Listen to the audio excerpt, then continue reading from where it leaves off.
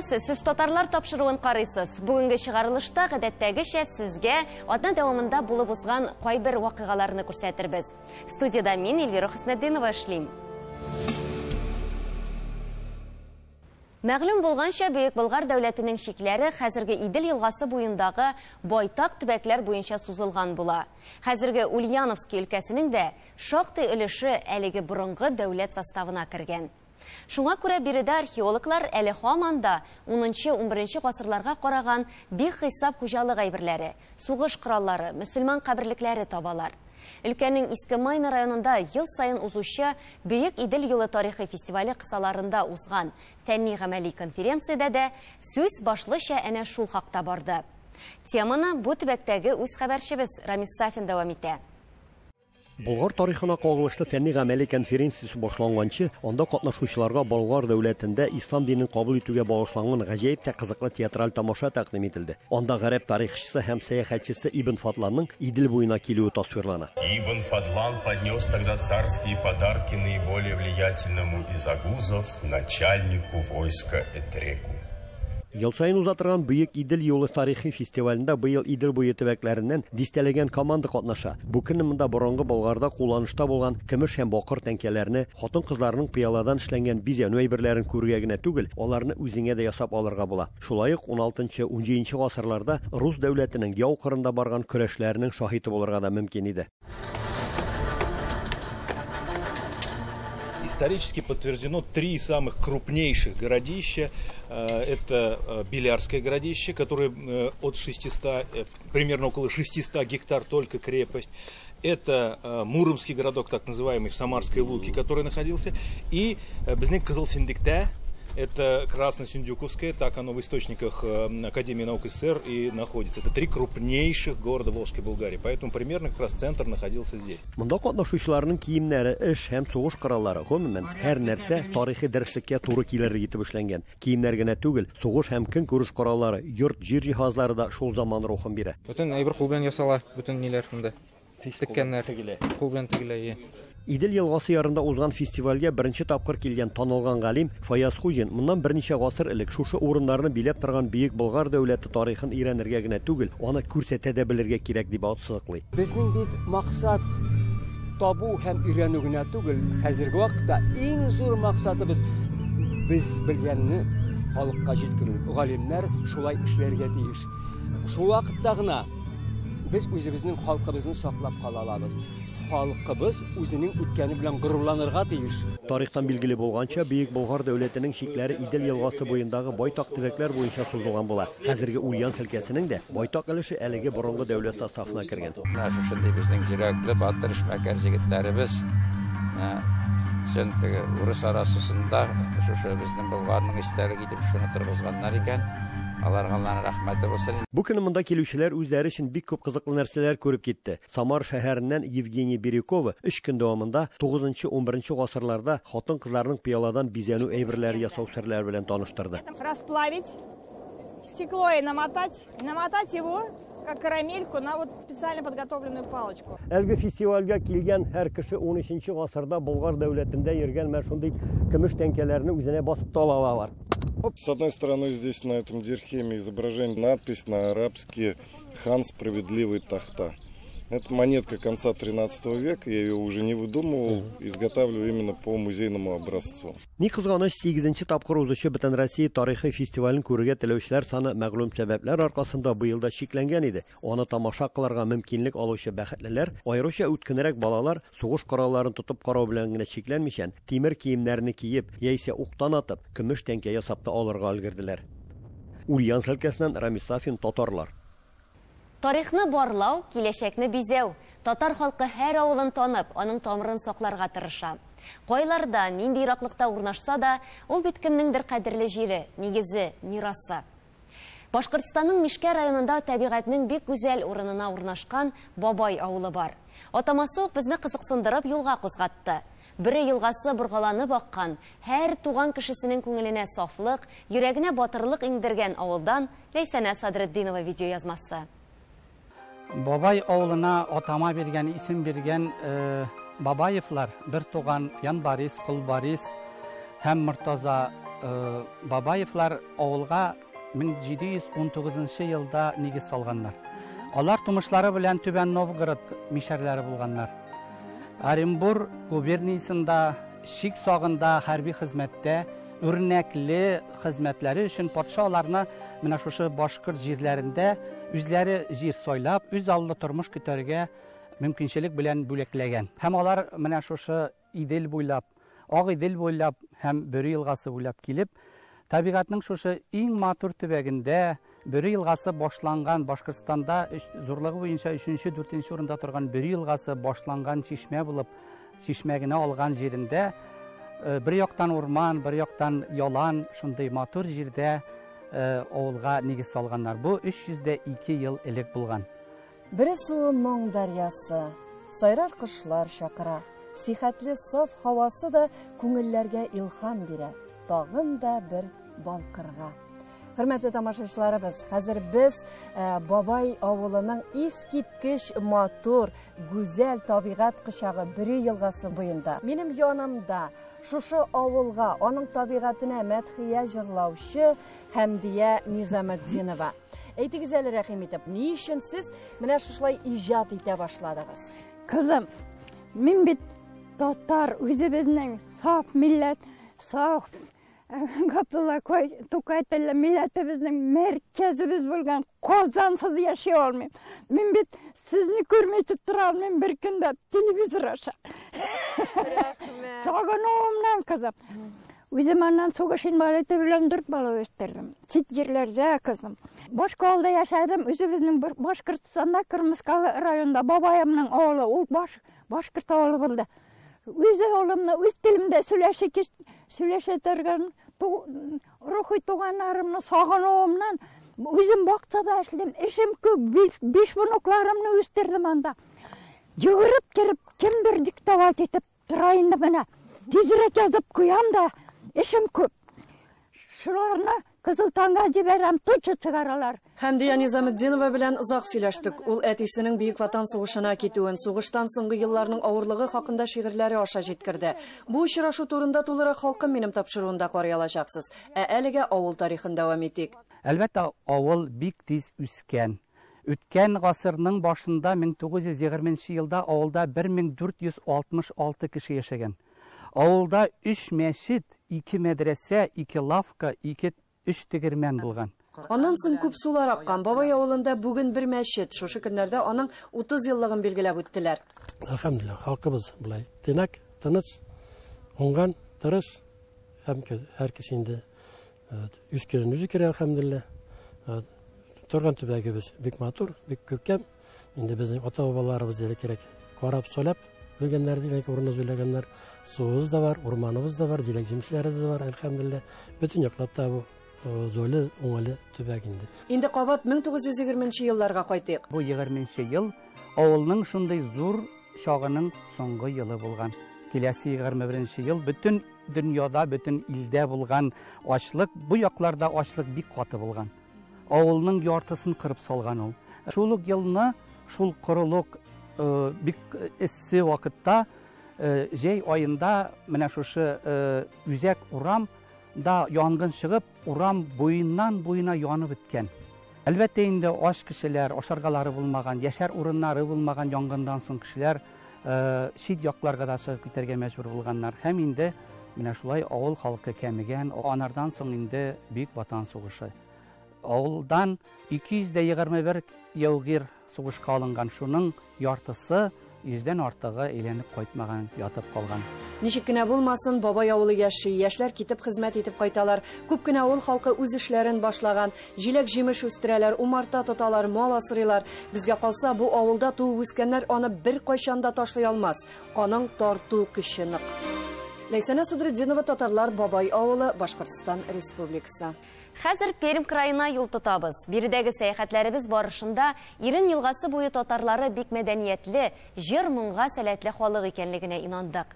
Кайсы авылга гына килеп керсәк тә, татлы сые, тәмле теле, матур җырлары, биюләре белән каршы алалар. Крайда 120 татар саласы бар. Бүген сезне Калтай авылы белән таныштырырбыз. Биредә дин көчле, мәчет ишеге бер кайчан ябылмый. Аллаһ йорты гөр килеп тора. Қалтай ауылы мәхәлләсе турында киләсе сюжетта. Күпересләренә үткән сайын, казлар йөзүенә сыкланам. Әлеге җырның авторы Мәүлия Назымова, Қалтай авылы шагыйрәсе. Аның шигырьләренә язылган җырларны Татарстанда, Башкортстанда яшәүче артистлар башкара. Ә монысы исә Қалтай мәдәният йортының шатлык ансамбле. Төрле бәйгеләрдә катнашабыз. Район, край, мөселман илендә булдык инде, мусульманский мирда. Район күләмендә үткәрелгән бик шагыйребез Тукайның бәйрәмендә булдык инде. Катнаштык һәм инде 3 номинациядән дә беренче урыннарны алып кайттык. Шатлык ансамбле 2015 елда ук оештырылган. Ул вакытта авыллар буенча концертлар куеп, шул акчага 3 комплект кием алалар. Баштарак нигездә спектакльләр куйсалар, хәзер аңа өстәп җырлыйлар, бийләр, мөнәҗәт тә итәләр. Барыр җирләребез ерак, әгәр иман белән үтсәк, булыр иде урынымызма. Бу Пермь крае Октябрьский мөхтәсибәтенең Әри, Түс һәм Қалтай авыллары мәхәлләсе 1997 елда оештырылган. 2004 елда элекке фельдшер-акушерлык пунктын мәчет итеп үзгәрткәннәр. Ә инде соңрак яңа Аллаһ йорты кирәклеге ачыклана. 7 ел төзелеш бара. Аен Казаннан кайтарталар һәм 2017 елда өр-яңа бинада Ихлас мәчете ачыла. Халык бик иманлы, дингә тартылалар, ышаналар, Аллаһ Тәгаләнең барлыгына, берлегенә ышаналар. Ниндидер китаба куелган, инде куелып тора, менә якын килеп китәлмиләр. Бик хәзер укытулар, шуның өчен без укучыларны укытуларны башладык. Иске мәчеттә 17 елда укуларны башладык. Һәр елны безнең апалар һәм балалар укырга киләләр. Бисмиллаһир-рахманир-рахим. Әлхәмдүлиллаһи раббил галәмин. Ар-рахманир-рахим. Шәкертләргә 37 ел мәктәптә татар теле укытып, лаеклы ялга чыккан Газимә Нафыйкова белем бирә. Дини дәресләр инде иске мәчеттә үк башланган. Унлап укучы йөргән. Гарәп графикасын өйрәнгәннәр инде, дугалар ятлаганнар, төрле дини бәйрәмнәрне уздырып киләләр. Ә инде яңа Аллаһ йортына күчкәч, шәкертләр тагын да сөенеп йөриләр икән. Бу мәчеткә бик шатланып, сөенеп килдек, чөнки иске мәчеттә миш ягабыз, анда салкын чәйде, ә монда идән дә җылы, өстә дә җылы, бик рәхәтләнеп балалар белән эшли башладык. Балаларның иң яраткан эше монда намаз уку булды. Аннары инде без сүрәләр ятлыйбыз, тәҗвид өйрәндек, пәйгамбәрләр тарихы белән таныштык. La ilaha illallahna aydi. Улы яшьтәгеләр дә мәчеткә дин дәресләренә бик теләп йөри. Алар өчен 3 еллык уку программасы уйланылган. Укулар октябрьдән апрельгә кадәр шимбә көннәрне бара. Һәр курста 18-20 шәкерт. Монда без үткәрдек район күләмендәге ураза бәйрәмнәрен үткәрдек, менә Коръән уку бәйгеләре үткәрдек. Гелдә һәр елны бер бәйрәм, зур бәйрәм итеп район күләмендә безнең авылда үтә бара. Ихлас мәчете халык җыелышып аралаша торган үзәккә дә әверелгән. Үзләренең Мәрьям дигән ансамбле дә бар. Алар арасында төрле хезмәт кешеләре, эшлиләр дә, дин сабаклары да алалар, мөнәҗәтләр дә итәләр, төрле дини конкурсларда да бик теләп катнашалар.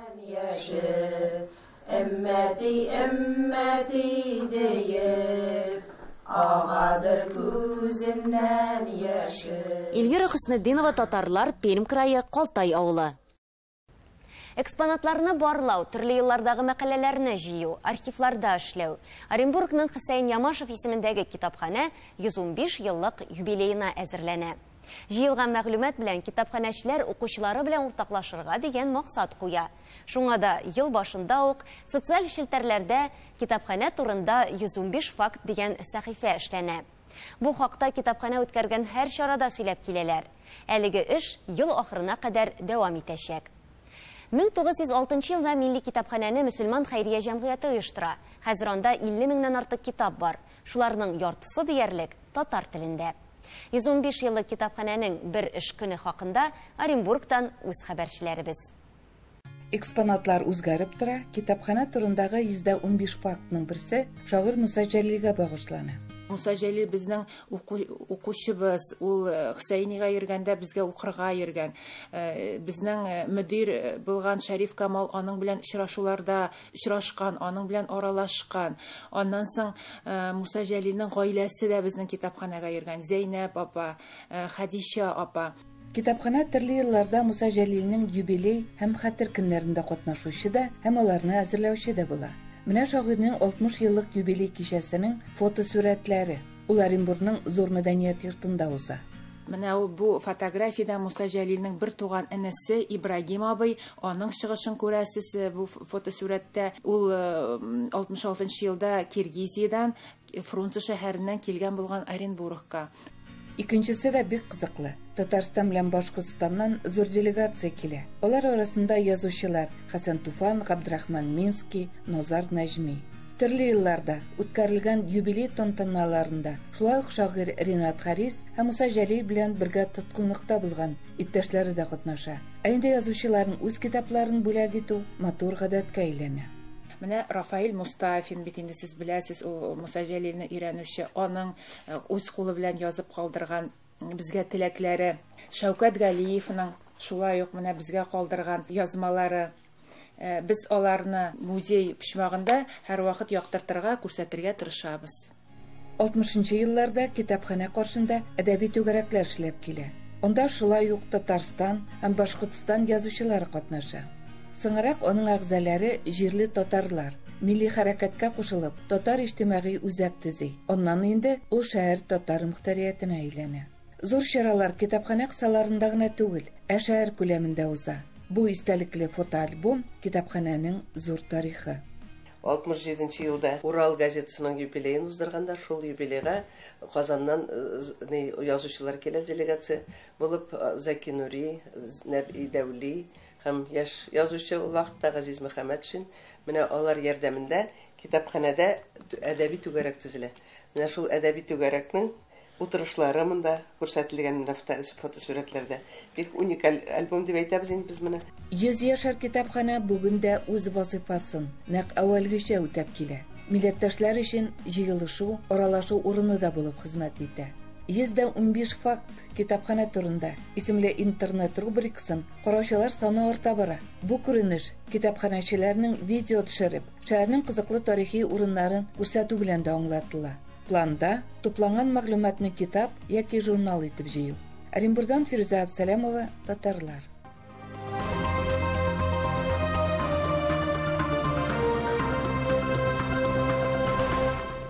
Утайлар көтәзәйләр, суарында йөз алмыйм. Чикагыда бүген сабан той, барам инде түз алмыйм. Американың төрле шәһәрләреннән милләттәшләребез менә шулай җырлый сагынышып, Чикагода узучы беренче сабан туйга ашыга. Ә инде оештыручылар иртәдән үк татар халкының милли ризыгы чәкчәк әзерләгәннәр. Менә хәзер икенче партия чәкчәк пешерә башладым, Алла бирсә. Чикагоның гаҗәеп матур бер паркында чатыр астында үтүче тәүге сабан туйга йөзләгән кеше җыелды. Бәйрәмне тантаналы рәвештә Татарстан Республикасы гимны белән ачып җибәрделәр. Татарстан Республикасы президенты Рөстәм Миңнехановның котлавын да җиткерделәр. Сабан туйда катнашучыларга һәм аның барлык кунакларына бәхет, тынычлык. Бу көнне сабан туй чатырында татарның милли рухы хөкем сөрде. Милләттәшләребез бәйрәмдә рәхәтләнеп күңел ачты, җырладылар, биеделәр. Эй рәхәт болында, чәчкәләр янында, чәчкәнең хуш исен тоймыймын мин, әгәр сез булмасагыз янымда.